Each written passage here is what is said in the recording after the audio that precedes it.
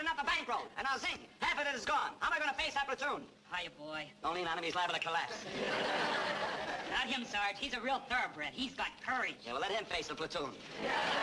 It's the same plot every week. He's trapped, he's in this, you know, it could be prison or it just happens to be the army. It laid out the blueprint for sitcom, I think. I love Bill Coe. And I loved Abbott and Costello. Chuck, what? Do we have to sleep in this room? Why, you're not afraid, are you? No.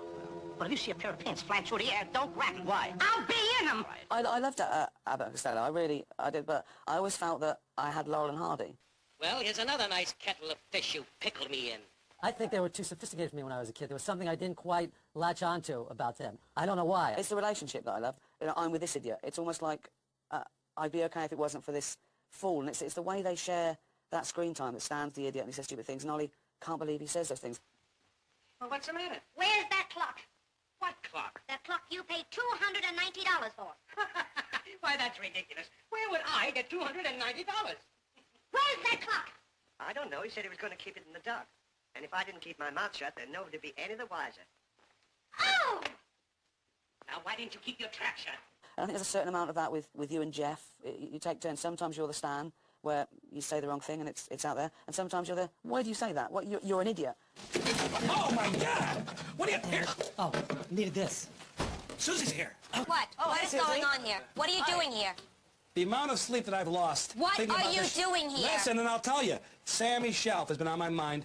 I've always thought the shelf was loose. And you brought Larry to help you with the shelf? I know a lot about shelving. I put up all the shelves in my house. And You put the shelves up in your... I find that hard He knows to a believe, lot Larry. about shelving. No, I put them all up. And Mr. California closets over here all of a sudden? The shelves here. Look, get the hell... Leave! Jeff, in a way, has a tough role on my show because he's a confidant. Sometimes he's just there to be helpful to the story. Well, it's such a useful character, though, isn't it? Because he knows everything. And, I couldn't do the show without that character. It's almost like setting you up. You know, it's sending you on your way. And yeah. Now, Cheryl is so adept at doing that kind of thing. Oh, by the way, did you tell Wanda she has a big ass? I didn't tell Wanda she had a big ass. She'll always know exactly how to make a scene funnier. Why? What's the big deal? What if I did say she has a big ass? So what? That's not so terrible. What's the matter with a big ass? I like big asses. There's no problem.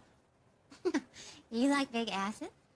I don't mind a big ass. I mean, no, that's not necessarily big. This is interesting. No, what? You love big asses? No, I don't love big asses. How big do you like them? I like them just the regular. I like them just like yours, okay? That's Because how I like mine is really big. No, I it's like not them really big. It's not. It's good size. You just said I love big asses No, and I like yours. And completely gives herself over to it. No ego at all.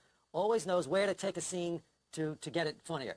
Well, there's nothing unfolding now. Nothing's unfolding. Which is interesting. After years together, I'm just finding out. What are you crazy? all these No, sexual that's things so about you that I untrue. have no idea. No, I'm not the deviant.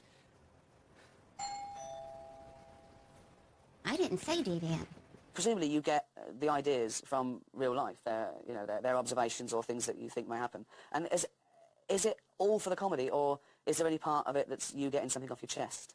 I'm not consciously trying to get things off my chest, I don't think. But things do occur where I go, this will be a good thing to do on my show, that had I said it at the time, I would have gotten something off my chest. Right. Like this one scene that we did, the check came and Cheryl and I were out to dinner with another couple. Larry. No splitting. Please. No You splitting. picked up the last one. Thank you. Anyway, thanks, Stu. That's very nice of you. Thank you. You're welcome. What about me? And thank me too. And thank you, Susan. You're welcome. Why do I have to thank you? For dinner that my husband and I treated you to. Oh, I thought he treated me to it. Stu pulled out the credit card and put it down, yes. Yeah. So I thanked him. And he's using our money to pay for it. So you could thank us. We're taking you out to dinner.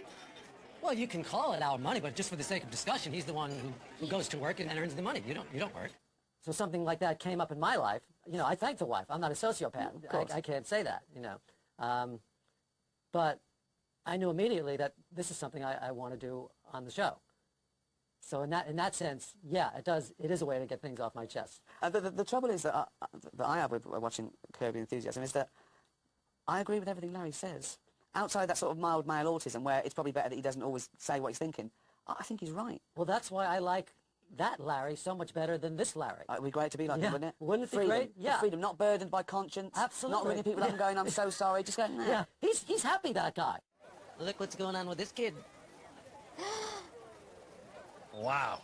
Honestly, it's... It's a bigger penis than mine. He's got a bigger penis than me. We all have the good thoughts and the bad thoughts. But, you know, nobody ever expresses the bad thoughts. We just think them and we don't say them. Yeah. But the bad thoughts are funny. I saw your son at the pool. Yeah. Kid's got some penis on him. It's pretty good. What are you saying? Your son. His penis. Wait, what are you saying that before? Hey, Remember, it's a compliment. What's the big deal? What's the compliment? Well, how's it bad? How's it bad? He's got a nice big penis. So what? Well, I'm not talking about your wife's tits. This is rude. You can say my wife has nice tits as long as it's complimentary. And when you come back and you say that, you know, I mentioned his kid's penis, she says... Why would you do that, Larry? And you say, and this sums up what I think a comedian's mind, you say... I took a risk. And that's what comedians do. Sometimes you think, well, mate, you know, it might go down well. It might not, but I just say it. I mean, that's how we're all going through life, isn't it? Just not saying what we really want to say. We're going through life compromising. Exactly. For the good of everyone. Right. Yeah. I suppose that's why people like yourself don't compromise in your art. That's where no one can get hurt. It's up to you. Art, you're allowed to be a complete fascist. There's no, what about me? It doesn't matter. I don't care about you. This is, you do your own programme. I'm in charge of this. There should be no compromise in art. I think it's because there's I don't know about your case, but in my case, I'm such a liar in my life. Not really? Well, lying about or keeping things to myself. I see what you mean. Yeah, not really telling my true feelings. That I feel like I want to go completely the other way when I have the opportunity. And that's why you create superheroes like Larry. Well, I think if you're any good, you kind of have to have a compulsion to tell the truth. Absolutely. Don't you think?